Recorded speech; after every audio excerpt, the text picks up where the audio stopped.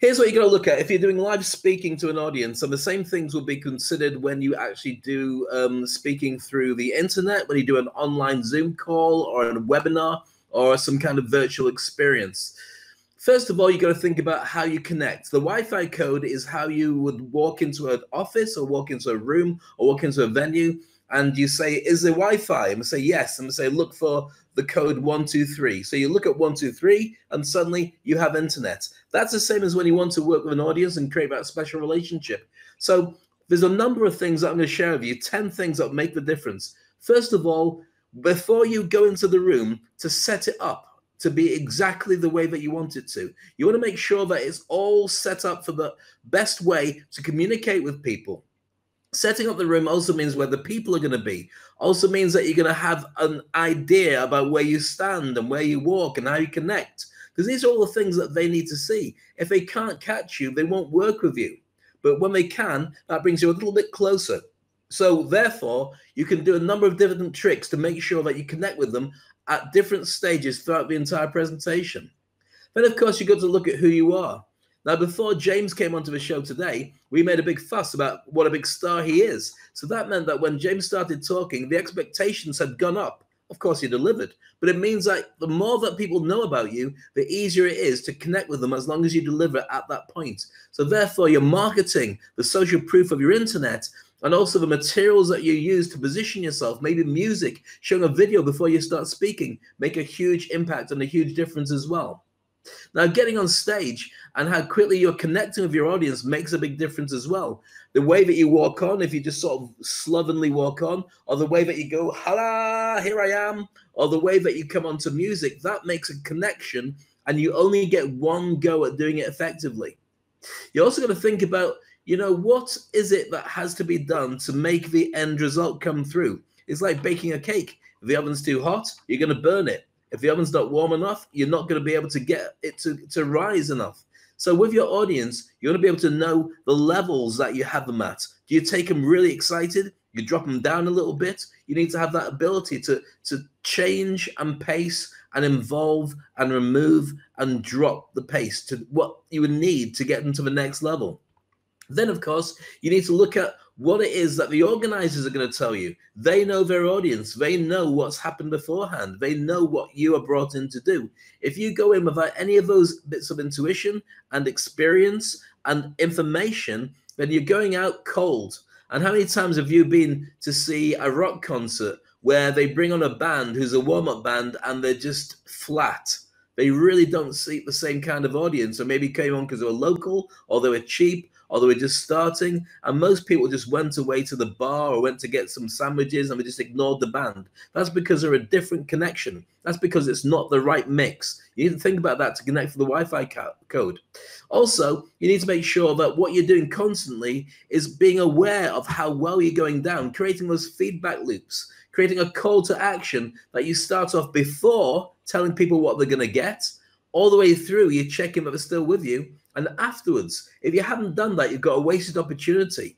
So there's a couple of other things I want to share. You need to be able to measure the feedback afterwards to make sure that you were on the right track for the Wi-Fi code to be right with your organization and with the people in your audience. You check it with the organizers, check they're happy. You check with people who are with you, who are insiders, who know the audience, they know the venue, they know you, and they can give you a good critique of everything. But of course, your best way of judging whether it works or not is your audience reactions. But you have to make sure that the reaction that you get is what the objective of the overall event was meant to be.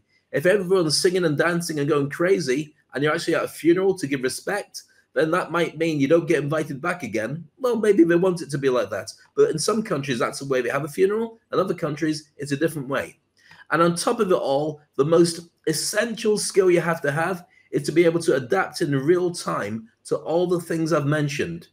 You can find there's a number of different factors that come along that shake you up, drop you in it, alter the way that you are with the audience. You may have noticed in this very show with Ernesto, we have challenges with the internet all the way through, and we both have to be effective to be able to adapt to it and make sure that we don't drop the ball, and we're still there to share with you lots of great content, lots of great ideas, and take you on your journey. If we didn't do that, you very simply vote with your feet and go click Well, that's with your hands, and go click. So those are some of the ways that you've got to consider connecting with your Wi-Fi and connecting with your audience. Ernesto and I were talking at the world's HR Congress in Mumbai, and that was just before the lockdown. It was literally January, February.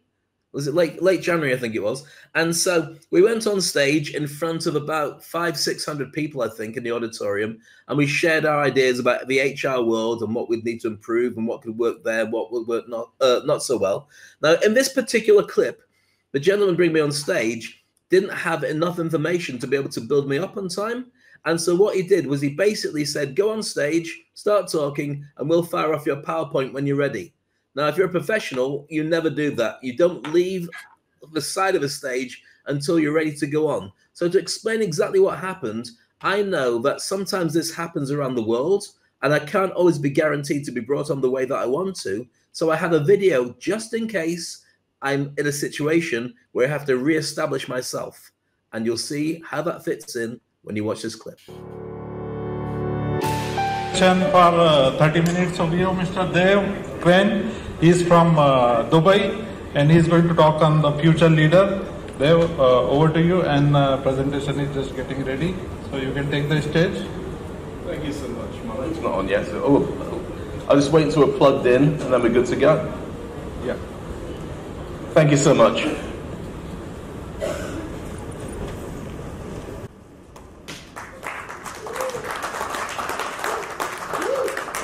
That's it.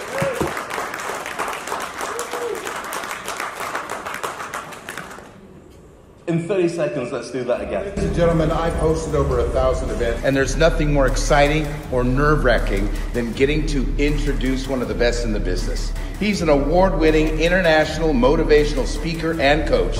He's worked with celebrities like James Brown and Bruce Willis. And I'm Jack Canfield. And I'm Brian Tracy. And I'm John Gray. I'm Jared Robin. And I'm Perry Marshall. Hi, I'm George Regan.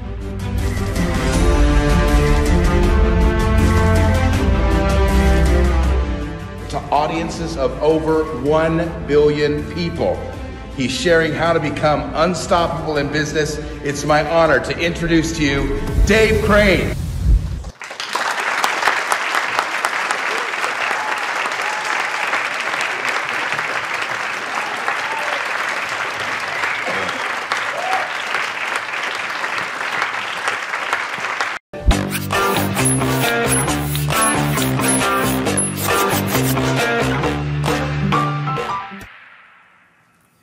So there we go. That's what it's like to go on stage. So there's a number of things that we're going to teach you, and a number of things we're going to share with you throughout the entire series here on Fast Forward. Tips about marketing, tips about stagecraft, and tips about the ability to get yourself into any audience around the world and have them eating out the palm of your hand in just very short moments in time. And we had an incredible time there in Mumbai, didn't we, Ernesto? It was great. And every time I watch that video, I have to say, wow, I mean, that just shows how incredibly professional you are. I mean, you immediately identified that the introduction was going to be very poor, which obviously you knew what was going to happen. I mean, you predicted it so well. I saw it live, and it was really a work of art. It was just poetry in motion. And this is exactly the thing that you need to learn. How to pick up in the Wi-Fi. Now, you know, Dave, and I think that just goes perfect because what happens is that right now, because of people being still in self quarantine, still in lockdown, many of them, and right now they've been able to see your audiences. How do you actually digitally can connect with people so that these things don't happen? Right now, we're trying to simulate as much as possible a live event. So, Dave, what do you think of our stage? Well, I love it. The thing is, looking at that stage there with all the people at the bottom, that's actually how some of the sports events are happening around the world, where they've got cardboard people, cutouts. In fact, in Japan, I think they got into trouble because they used inflatable dolls. And put them in the stadium and hope that people could get away with it.